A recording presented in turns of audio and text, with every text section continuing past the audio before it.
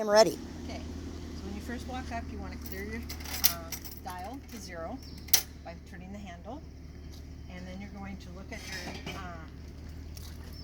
for the date, and you have to find the date that it was manufactured. It's usually up here on the collar.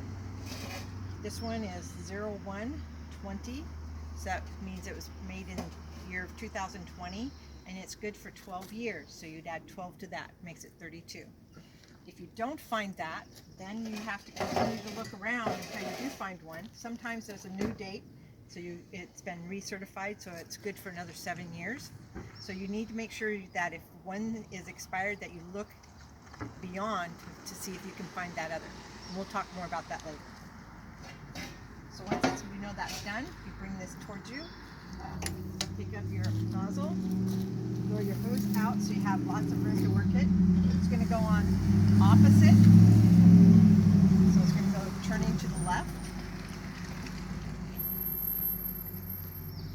Then you're going to turn your dial up here. Make sure your girly valve here is turned off, and that's towards the parking lot. Then you're going to turn this on. You're going to use your screwdriver to open up the valve here with the screw to let the air out.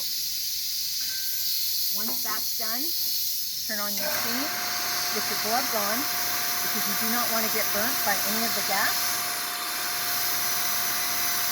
And it's already pumping. You just keep an eye on that. The main thing is right here, where this comes out, the air. It's going to come out in a steady stream. Instead, it's not going to be spitting and hissing at you. It's going to be a steady stream. Plus, this dial up here is most likely going to stop. Sometimes this machine might make like a jerking sound. You just turn it off. That means the machine is full, or the container is full. Before it's too long, you need to get this here, because once that starts pushing out the air and it turns white, it's hard to see your dial or your screwdriver. So go ahead and get that ready. You just wash it here. These tanks will hold no more than 5 gallons. So you're going to be looking at 4.5 to 4.9 usually before you want to have to be turning it off.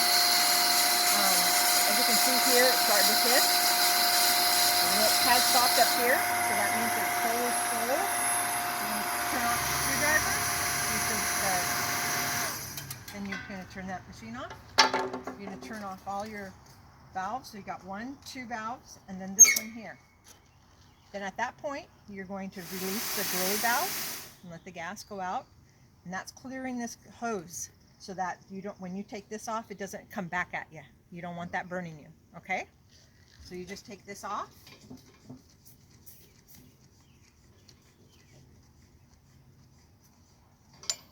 Carefully put it up over the rail. You don't want to throw it. You don't want to damage the end of that tip, because it's just copper and it will bruise and cause issues with the actual threads on the product, okay? So then at this point, you're handed off to your customer. Thank you, sir. When you read your dial, it's at 3.5. Sometimes it's going to be 3.54, what have you, so just make sure you know how to read this dial.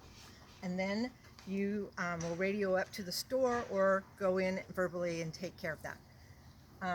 If you had a second tank from that customer, you would put that tank up and continue. You would not clear this dial.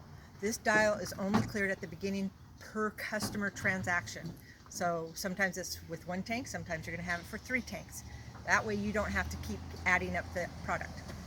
Thank you.